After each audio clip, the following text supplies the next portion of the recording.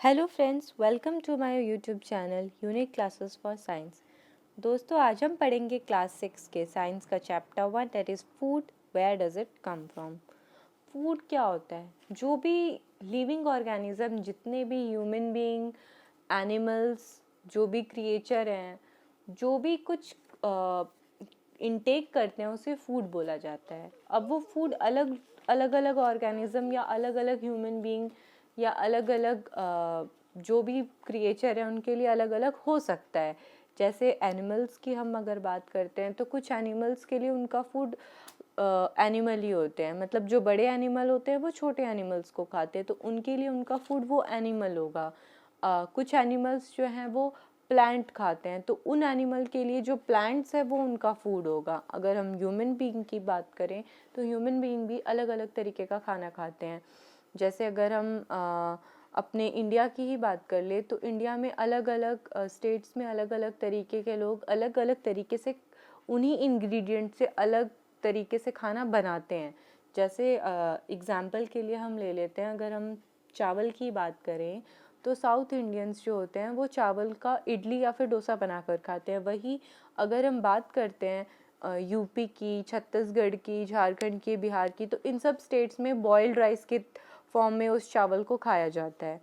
Ingredient तो वही रहता है बट उसको बनाने का तरीका बदल जाता है। और कई बारी क्या होता है कि हम कुछ चीज़ें जो है वो कुछ कम इंग्रेडिएंट से बना लेते हैं और कुछ फूड आइटम जो हैं उन वो कुछ ज़्यादा उसमें कुछ ज़्यादा इंग्रेडिएंट लगते हैं। जैसे मैंने एग्जांपल के लिए दे रखा है रोटी। रोटी बनाने के लिए हमें बस दो ही इंग्रेडिएंट की ज़रूरत होती है, आटा और पानी। वही अगर हम दाल की बात करें तो दाल में कुछ ज़्यादा लगते हैं, जैसे कि पानी है, दाल है, नमक है और जो स्पाइसेस होते हैं वो सारी चीज़ें लगती है।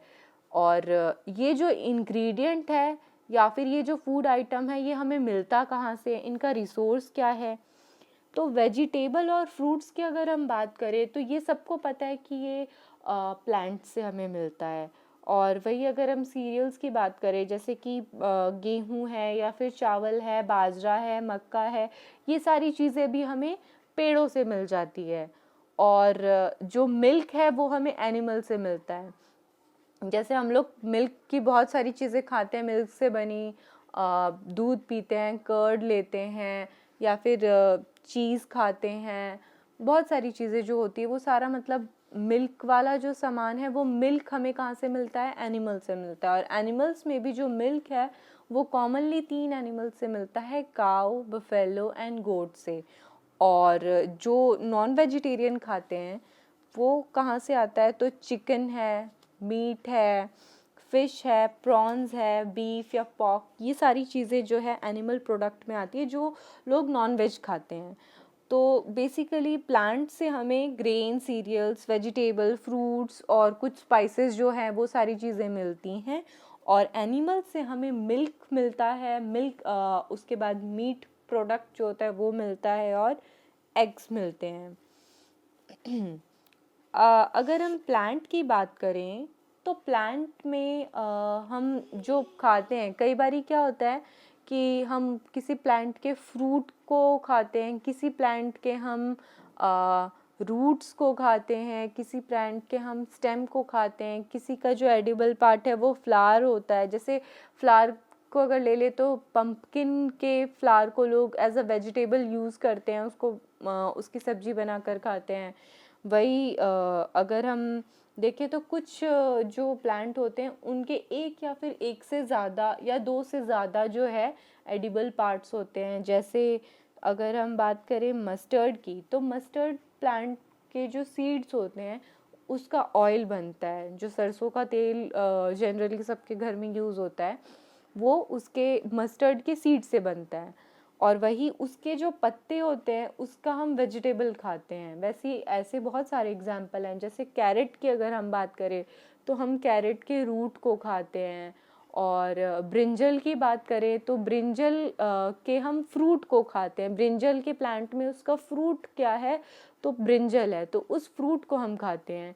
ऐसे ही मैंगो है तो मैंगो ट्री में हम उसके फ्रूट को खाते हैं।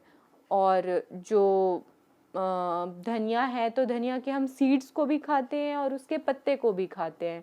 तो ऐसे बहुत सारे एग्जाम्पल हैं। और एक प्लांट के दो से ज़्यादा भी एडिबल पार्ट हो सकते हैं। नेक्स्ट हम देखते हैं, एक एक्टिविटी है एनसीईआरटी बुक में, एक्टिविटी 1.5। ये बहुत ही इंटरेस्टिंग एक्टिविटी है, और अगर ये आप खुद से करें या अपने पेरेंट्स के हेल्प से भी करें तो बड़ा मज़ा आएगा। आपको करना क्या है, कुछ मूंग के जो सीड्स हैं उनको एक कंटेनर में डालना है और उसमें पानी डाल देना है और उसको रात भर छोड़ देना है भिगो के। सुबह उठकर आपको उसका सारा पानी निकाल देना है, और वो जो बचे हुए सीड्स हैं जो अब फूल चुके हैं उनको एक गीले कपड़े में रैप करके रख देना है कुछ देर के लिए।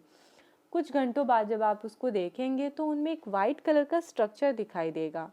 कुछ जैसे आप जब डालेंगे फूलने के लिए, जब आप सीड्स को डालेंगे पानी में भिगो के तो वो कुछ ऐसे दिखेंगे, और जब आप उन सीड्स को गीले कपड़े से निकालेंगे, जब वो पानी निकाल के जब आप उन सीड्स को गीले कपड़े में लपेट के रखेंगे, उसके बाद जब आप देखेंगे तो कुछ इस तरीके का वाइट स्ट्रक्चर आपको दिखाई देगा। ये जो वाइट स्ट्रक्चर है इसको हम स्प्राउट्स बोलते हैं। ये स्प्राउट्स बहुत हेल्दी भी होते हैं और टेस्टी भी होते हैं।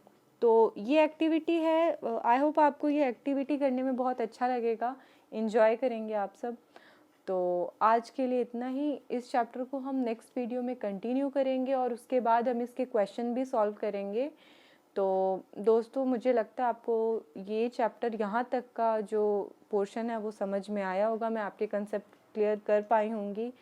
तो अगर आपको मेरी वीडियो अच्छा लगा तो प्लीज़ इसे लाइक कीजिए, ज़्यादा से ज़्यादा इसको शेयर कीजिए, मेरे चैनल को सब्सक्राइब कीजिए, और आपको मेरी सारी वीडियोस टाइम पर मिले इसलिए आप बेल आइकन ज़रूर दबाइए। Thank you so